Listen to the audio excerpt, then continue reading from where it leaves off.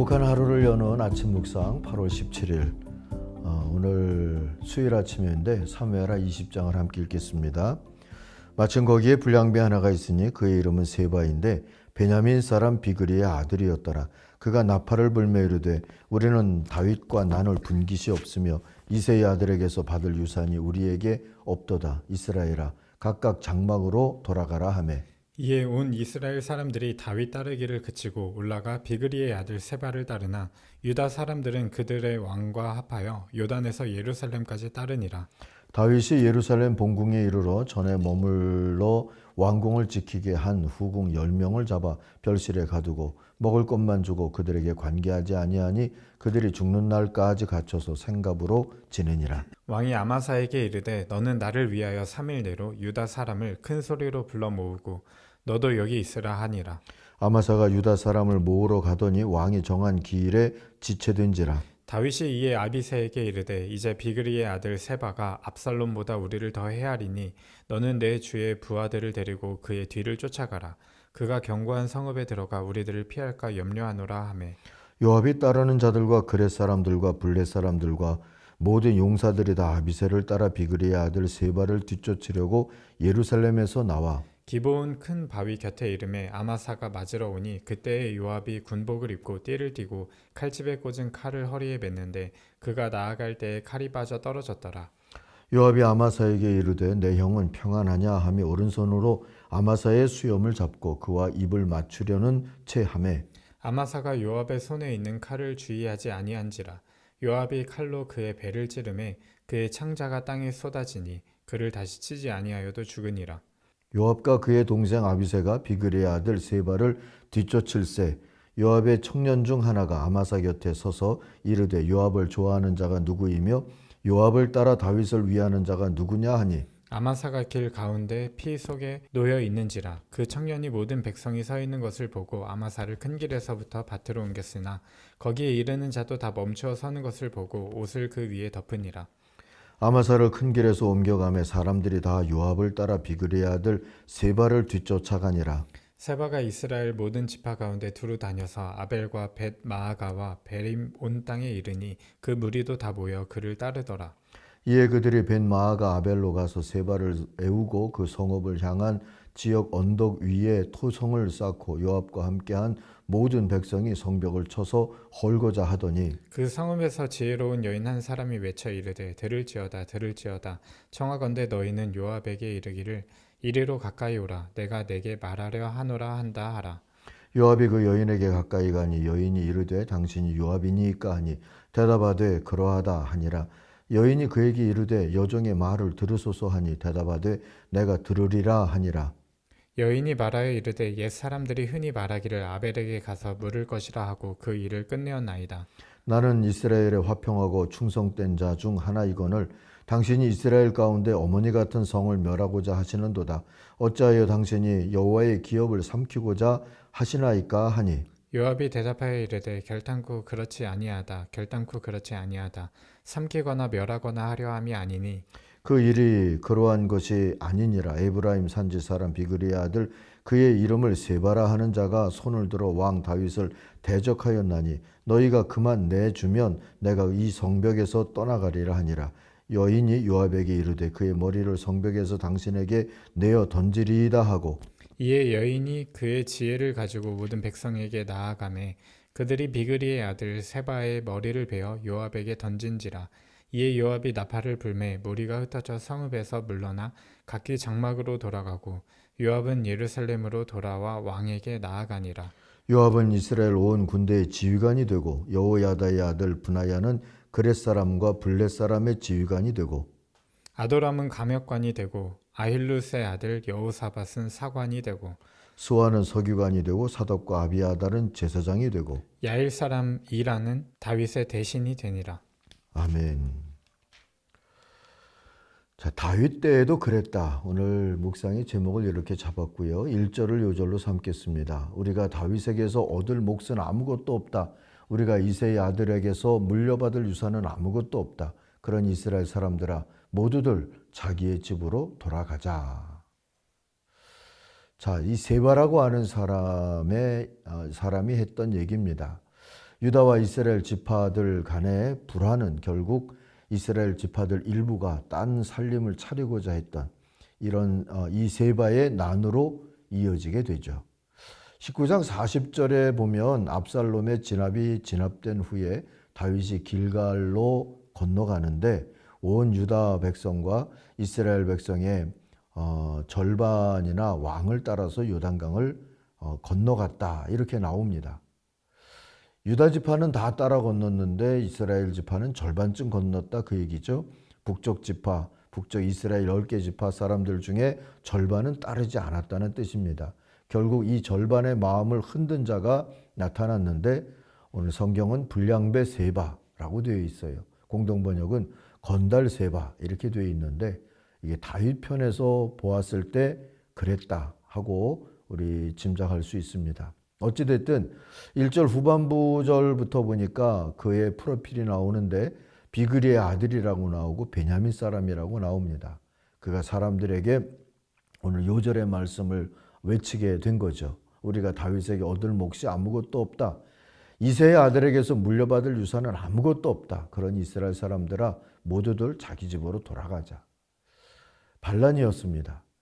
나중에 솔로몬이 죽고 난 후에 북쪽 10개 지파가 분리될 때에도 똑같은 말을 저들이 구호처럼 하게 되는 그런 장면을 열왕기상 12장에서 우리가 보게 되죠. 다윗의 집안에서 얻을 몫은 없다 하고 말이죠. 자, 다윗은 압살롬의 반란 때 지휘관 아마사와 압살롬의 반란 때 지휘관이었던 그 아마사하고 또 요압의 동생 아비새를 앞세워서 속히 반란을 진압하고자 했습니다. 그들이 어느 성읍에 들어가기 전에 얼른 진압을 해야 된다 이런 생각이었다고 그러죠. 그런데 일이 좀 복잡하게 꼬이게 되었어요.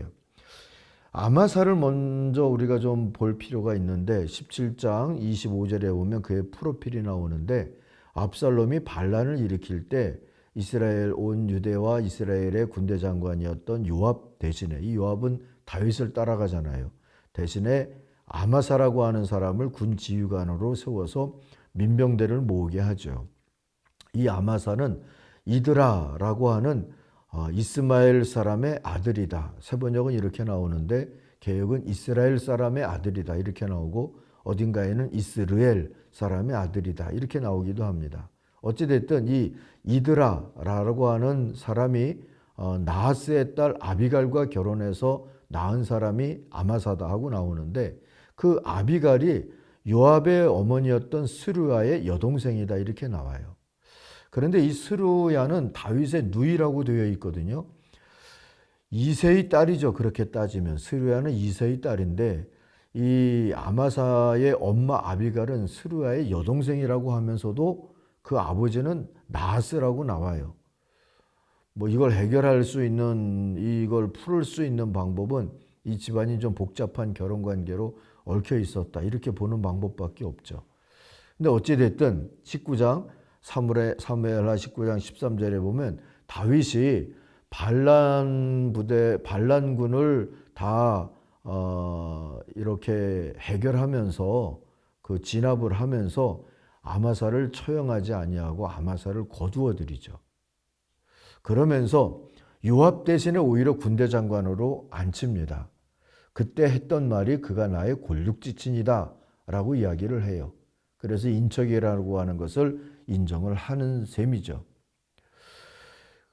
한편 요압은 압살롬을 죽인 일로 인해서 지휘권을 잃습니다. 그리고 동생 아비사의 휘하에 지금 머물러 있는 뭐 백의종군이라고까지 할 수는 없지만 어쨌든 지휘권을 지금 박탈당한 상태입니다. 자, 이런 형편에서 다윗은 세바의 반란 진압을 위해서 유다 지파를 징병하는 일을 아마사에게 맡기죠. 근데 아마사가 그 일을 제때 해내지 못하니까 아비새의 부대, 요압의 동생 아비새의 부대를 먼저 출동하게 합니다. 그리고 아비새의 부대는 그렛 사람, 블렛 사람의 용병으로 되어 있다. 이렇게 나오죠. 이 둘 다 블레셋 배경의 사람들입니다. 특히 그렛은 크레타 출신 사람들이 블레셋 사람들과 어울려서 살게 되면서 크레타 출신의 블레셋 사람을 뜻하는 것이 되고요. 블렛 사람도 블레셋 사람이라고 하는 의미를 가져요. 그래서 이들은 어쨌든 용병이고 또 이들은 요압과 함께 또 아비새와 함께 요압의 부하들과 함께 그렇게 출전을 하게 됐습니다. 아마도 블렛과 이 그렛 부대는 원래 요압과 아비새의 지휘 아래 있었지 싶습니다.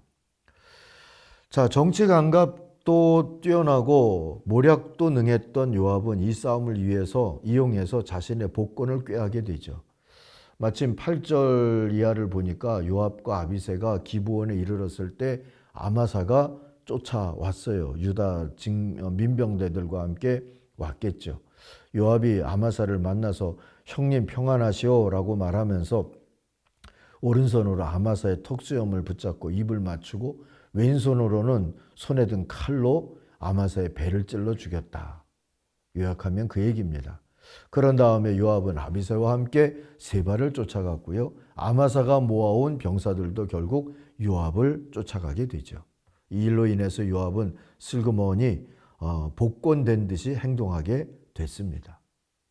자, 14절 이하에서 보면 세바 무리가 이스라엘 북쪽 끝지방인 아벨, 벤마하가, 베림이라고 불리던 지역까지 밀려가죠. 거기에서 쫓아간 요압의 군사들은 벤마하가의 아벨을 포위하고 또 그 성을 공격하기 시작했어요. 세바가 거기 들어있기 때문이죠. 요압의 부대가 성벽을 부수려고 하니까 아벨의 슬기로운 여인 하나가 요압을 찾아와서 말합니다. 19절이죠. 저는 이 나라에 평화롭고 충실하게 사는 사람 중에 하나입니다. 그런데 장군은 지금 우리의 어머니 같은 성읍 하나를 무너뜨리려고 애쓰고 있습니다. 왜 주님께서 주신 유산을 삼키려고 합니까? 하고 따집니다. 용감하고 지혜롭죠. 요압이 성을 무너뜨리려고 한 게 아니라 세바를 잡으려고 하는 거라고 답을 해주자 여인은 세바의 머리를 그럼 성 밖으로 던져주겠노라고 약조하고 가죠. 오늘 22절 보니까 여인이 온 주민을 아벨의 주민을 슬기로운 말로 설득해서 세바의 머리를 잘라서 요압에게 던져주었다 합니다. 이 일로 세바의 난도 끝나게 되는 것이죠. 요압은 전투를 멈추고 징집된 자들을 다 돌려보내고 자기도 예루살렘으로 돌아오게 됐습니다. 자, 결국 세바에 난 진압의 주인공은 이렇게 해서 요압이 되어버린 셈이죠. 그는 피 흘림 없이 세바를 제거한 공을 차지하면서도 경쟁자 아마사를 제거할 수 있었어요. 이로써 요압은 군대 장관 자리를 다시 차지하게 됐습니다. 이런 이스라엘 왕정을 한번 우리가 살펴보면은요, 그동안도 아들의 난도 있었고 세바의 난도 있었고 남쪽에 자리 잡은 유다 지파와 북쪽에 있는 다른 이스라엘 지파들 간의 여러 분쟁들도 우리들이 이렇게 보면서요, 이 왕정이 어떻게 시작이 되었는지를 한번 따져볼 의미가 있다 싶습니다. 튼튼한 안보를 위한다 하면서 왕을 세우고 그에게 권력을 집중시킨 제도가 이 왕정이라고 하는 제도 아니었습니까? 그런데 사무엘이나 나단 같은 이들이 없어지니까 이 제도는 왕의 편, 곧 권력의 중심부를 향한 다툼과 갈등을 전제하게 돼버렸어요. 통합의 가치를 1순위로 놓고 통치를 했던 다윗의 치하에서도 이 다툼이 이토록 치열했다 하는 것을 우리가 안쓰럽게 볼 수밖에 없죠.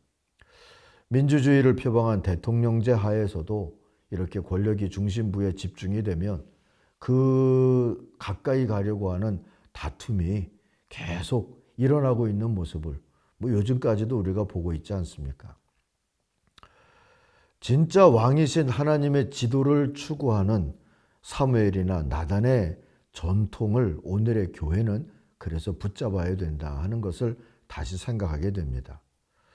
보세요. 성경 속에서도 언제부턴가 이 나단이 사라지고 나니까 이 나단이 없어진 이유를 성경은 보여주진 않지만요. 어쨌든 나단이 사라지고 난 다음에 사무엘의 전통도 나단의 전통도 또 나타나고 있지 않잖아요. 결국 다윗도 통합이라고 하는 가치를 추진할 힘을 잃어버리고 말았어요. 그래서 왕정은 결국은 권력 다툼의 온상처럼 되버리고 말죠. 사무엘이나 나단의 전통을 잘 지켜야 되는 것. 이걸 잃어버린 게 다윗 시대에 참 안타까운 점이다 하는 생각을 하게 되면서요. 오늘 교회들은 이 나단의 전통에서 우리가 서서 기도해야 하지 않을까. 또 그것을 이어가고자 애써야 되지 않을까 하는 생각을 갖게 됩니다. 그 생각을 가지고 오늘은 또 우리 나라의 형편을 놓고 하나님 앞에 기도하고 또 교회들의 구실을 잘 할 수 있도록 있기 위해서도 우리들이 기도하는 그런 아침이 되기를 바랍니다. 기도하십시다. 하나님 아버지, 통합의 비전을 하나님으로부터 받아서 그것을 지키고자 했던 다윗의 시대도 이걸 지켜내기가 참 어려웠다 하는 것을 보면서 오늘 교회가 사무엘과 나단의 전통을 잃지 않고 지켜야 되겠구나 하는 사실을 깨닫습니다. 주님, 교회가 교회된 자리를 잘 지켜갈 수 있게 되도록 인도해 주시옵시고 또 이 나라가 진정한 평화가 통합의 비전 위에 통합이라는 비전 위에 설 수 있음을 잊지 아니하도록 하나님이 도우시고 인도하여 주옵소서. 예수님의 이름으로 기도하옵나이다. 아멘. 하늘에 계신 우리 아버지, 아버지의 이름을 거룩하게 하시며 아버지의 나라가 오게 하시며 아버지의 뜻이 하늘에서와 같이 땅에서도 이루어지게 하소서. 오늘 우리에게 일용할 양식을 주시고 우리가 우리에게 잘못한 사람을 용서하여 준 것 같이 우리 죄를 용서하여 주시고 우리를 시험에 빠지지 않게 하시고 악에서 구하소서. 나라와 권능과 영광이 영원히 아버지의 것입니다. 아멘. 각자 기도하겠습니다.